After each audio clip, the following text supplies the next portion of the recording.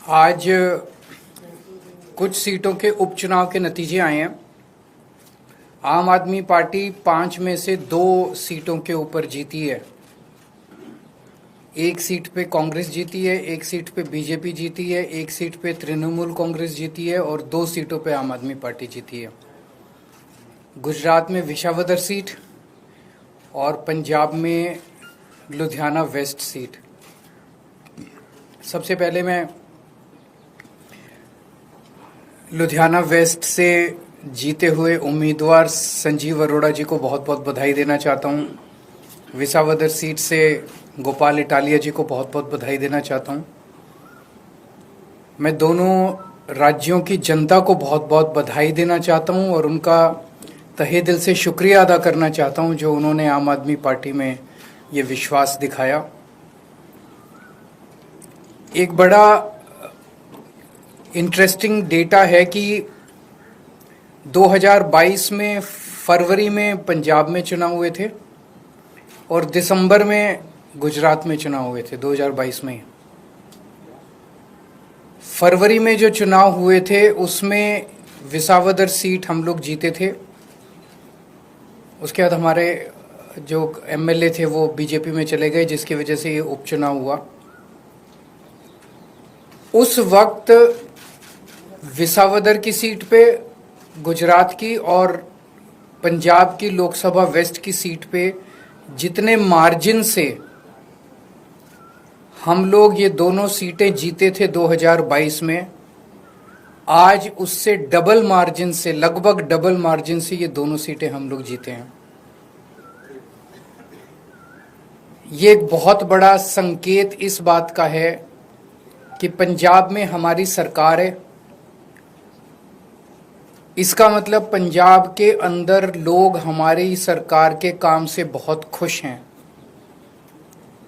पंजाब में उस टाइम 117 में से 92 सीट आई थी। कहा गया था कि एक आंधी थी आम आदमी पार्टी की। उस आंधी में जितने वोट से हम जीते थे, आज उससे डबल मार्जिन से जीते हैं।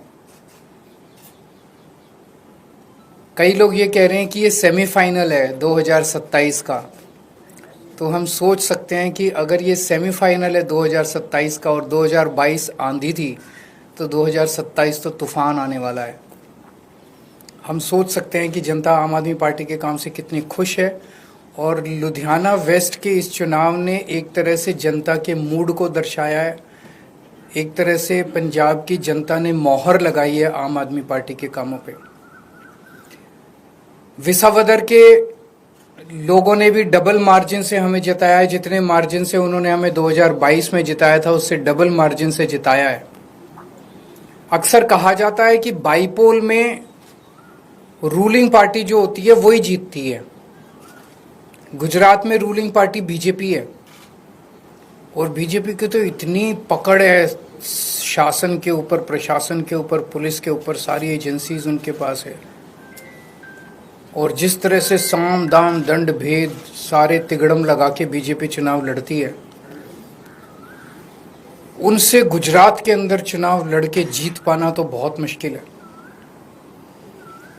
तो अगर डबल मार्जिन से लोगों ने ये वोट दिया हमें, तो ये दिखाता है कि गुजरात के लोग अब 30 साल के बीजेपी के कुशासन से कितने ज़्यादा त्रस्त हो चुके हैं और अब जनता अपनी आवाज़ उठाने वाली है। जनता ने अपनी आवाज़ उठानी शुरू कर दी है और ये दिखाता है कि आम आदमी पार्टी की पॉलिसीज़ के ऊपर और आम आदमी पार्टी ने जो पंजाब और दिल्ली में काम किए उसके ऊपर गुजरात की जनता ने भरोसा दिखाया है। आम आदमी पार्टी पे भरोसा दिखाया, आम आदमी पार्टी की लीडरशिप पे भरोसा दिखाया है।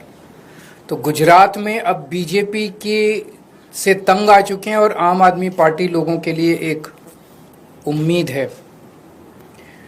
2022 के चुनाव में कांग्रेस को 17 सीट मिली थी गुजरात में, आम आदमी पार्टी को 5 सीट मिली थी। पिछले 3 साल में कांग्रेस के 5 एमएलए छोड़ के चले गए बीजेपी में। आम आदमी पार्टी का 5 में से 1 एमएलए छोड़ के गया बीजेपी में। इन 5 सीटों पे जो कांग्रेस के छोड़ के गए थे, पिछले साल चुनाव हुए थे।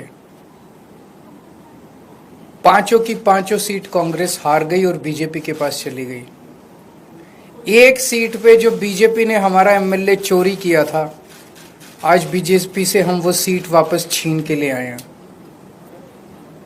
इससे ये दिखाता है कि गुजरात के अंदर टक्कर सीधे बीजेपी और आम आदमी के पार्टी के बीच में है। अभी भी 2 सीटों पे चुनाव हुए, 1 सीट बीजेपी जीती है, 1 सीट आम आदमी पार्टी जीती है। और ये दोनों जगह चुनाव कांग्रेस और बीजेपी मिलके लड़े हैं। अब कांग्रेस का स्टेटस सभी राज्यों के अंदर एक ही रह गया है, बीजेपी के हाथ की कठपुतली बनके बीजेपी को जिताने की कोशिश करना। विसावदर के अंदर जिस तरह से कांग्रेस ने, दिल्ली के अंदर सबने देखा जिस तरह से कांग्रेस ने बीजेपी की मदद की, विसावदर के अंदर जिस तरह से कांग्रेस ने बीजेपी को जिताने के लिए पूरी एड़ी चोटी का पसीना लगा दिया। पूरी की पूरी कांग्रेस की लीडरशिप, टॉप लीडरशिप जो है वो बीजेपी की जेब में बैठी है, बीजेपी के हाथ की कठपुतली है। एक कांग्रेस का आम कार्यकर्ता बीजेपी को हराना चाहता है, एक कांग्रेस का लोकल लीडर अब बीजेपी को हराना चाहता है, लेकिन कांग्रेस की टॉप लीडरशिप वो देखता है कि वो सारी की सारी बीजेपी की गोद में बैठी है, बीजेपी की हाथ की कठपुतली है, बीजेपी की जेब में है। तो आज मैं इस मंच के माध्यम से कांग्रेस के आम कार्यकर्ताओं को भी कहना चाहता हूं कि कांग्रेस से उम्मीद मत करना कि वो कभी भी बीजेपी को हराएगी। उनकी बहुत कोजी रिलेशनशिप है टॉप पे। केवल और केवल आम आदमी पार्टी पूरे तन मन धन से इस देश को और राज्यों को बीजेपी से बचाने की कोशिश कर रही है। जो अच्छे कार्यकर्ता है कांग्रेस के वो सब छोड़ के आम आदमी पार्टी में आ जाओ।